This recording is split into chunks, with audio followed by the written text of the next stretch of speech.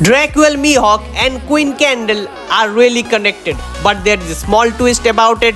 The power of music is on full display in this chapter, and Brook's backstory might just take a turn in the wrong direction. Watch this video till the end so you guys don't miss out on anything related to One Piece. But before that, I would like to make a small request, and that is to like this video, share this video to fellow One Piece and anime fans, subscribe to our channel Anymotion, and with their self-introduction out of the way, let's get back into the main video. One Piece chapter 1184 began in a flashback that happened almost 63 years ago. Now this year is very significant because again we are seeing Loki and Emu fight, and our boy Loki was just born 63 years ago. So as we are seeing this, Loki is being born and we know what trauma he went through when he was a child. So again, at this time we are seeing Loki's trauma in Elbaf, and we are also seeing Brook's backstory take place with a young Shuri aka Gunko, who is right now 14 years old. And this panel where Brook is holding Gunko's hand is really similar to the last panel from the last chapter where Brook is holding little Gunko's hand. So it is a pure cute thing that Oda just put into the chapter, and that is really good to see. And now we just ran into yet another flashback in a flashback. It is pretty similar what happened in Elbaf with King Harold's flashback. There were really different time jumps. It is the same thing, right? We just saw Brook in his younger days. Now we're just seeing a kid Brook, and this little kid Brook looks so adorable, right? We're used to see Brook in his skeletal form, and now we're just seeing a little adorable kid Brook. Although the kid Brook doesn't seem to have a lot of things going his way. He has a lot of talent for music, we all know that. But currently he doesn't have the grooming ability of someone that would make or shape him into a great musician. Right now his music skills are very bad, and no one likes his music. But we just saw the power of music in this chapter. Brook really have nothing into his name, but he still loves playing music.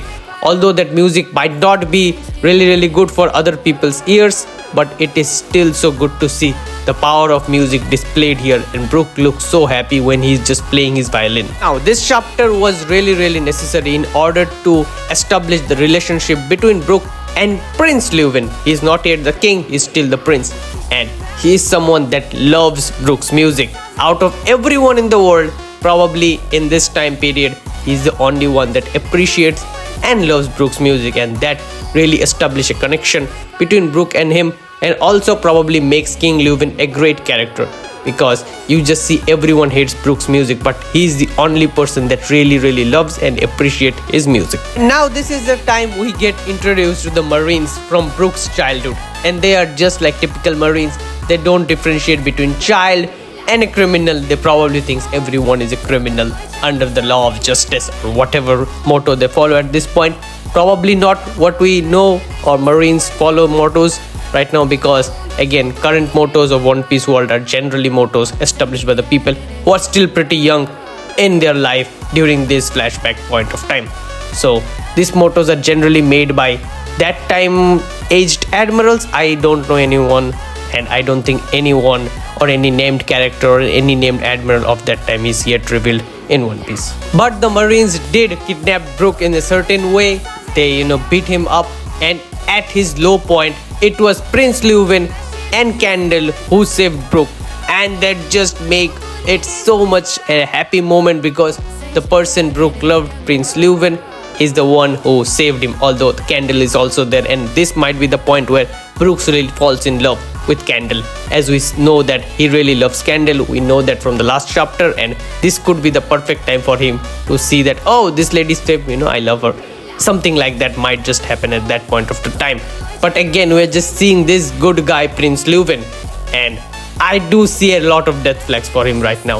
I could see a world where Candle is the Holy Knight. I'm going to come back into this topic of why Candle is the Holy Knight in a few moments, but Candle just might be the person who kills Prince Leuven or King Leuven during the past time jump, and this could really break Brook in the story of One Piece. Coming now to the main bread and butter of this chapter, and that is Mihawk's connection to Queen Candle, how they are connected. You see, it is pretty simple. It is just a small thing, but the thing is so important. Now, when a new One Piece character is introduced, they are introduced to a specific sound effect and everyone gets that treatment. And the font used for their specific sound effect is the same for everyone. There is a default font and Oda used the default font for every single character. And if you guys guessed it, yes, there is exceptions to this. Every single major important character get their own customized fonts. And this is really important because if you ask anybody at this time, they could design you a lot of different types of fonts. And since not every single character get their own customized fonts, taking the font of one really important character and giving it to someone else is really something that Oda would not do if there is no specialized or established connection here. And the same customized font used in this equation is the same font used for Mihawk. And you guys just see the connection here. Mihawk is someone that is introduced really long ago, almost 2 decades ago at this point, and his font is being reused for someone like Candle, who is again having flags for being a holy knight. So is Candle really connected to Mihawk just for the same font?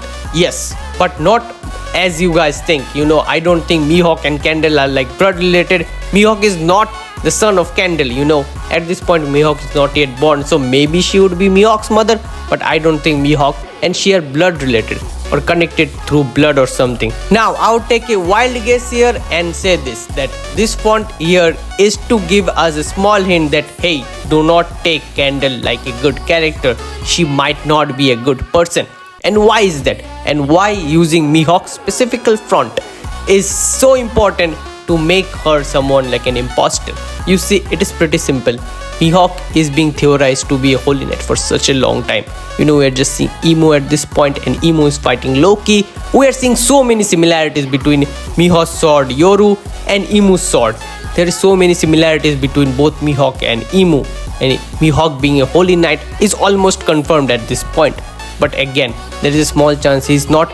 But if he is a holy knight, this small font connection could mean that, hey, Candle is a holy knight.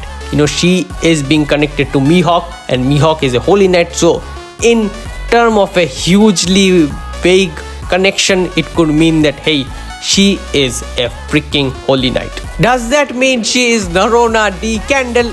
I don't think she is Narona family, because again, Narona family probably has really interesting or really specific ocular jutsu eyes, which is again similar to both Emu and Mihawk. Now coming back to the final touches of this chapter, and they are also really sweet. We get to see Brook living out his dream in the kingdom of music with his buddy Prince Leuven becoming king, and we also get to see he learning a lot of sword skills, and he might be someone that is really interested to save the king when needed. And we know at this point that this kingdom is not going to have a good fate.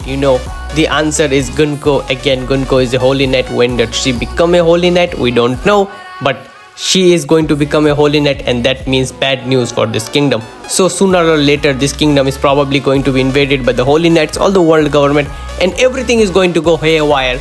Brook is going to run away and probably become someone that is really going to go out in the grand line, have an adventure with the Rumbar pirates, be a legendary musician, die, have the awakening of the soul devil fruit, and then come back as a really trusted companion of Luffy and one of the core member of the Straw Hat Pirates. That will be it for today's video. I hope you guys liked today's video, and if you guys watched till the end, be sure to like this video, share this video to fellow One Piece and anime fans, subscribe to our channel Anymotion, and I would like to thank each and every one of you who watched our video till the end from the whole Anymotion team. And now with that out of the way, I'm out. Peace.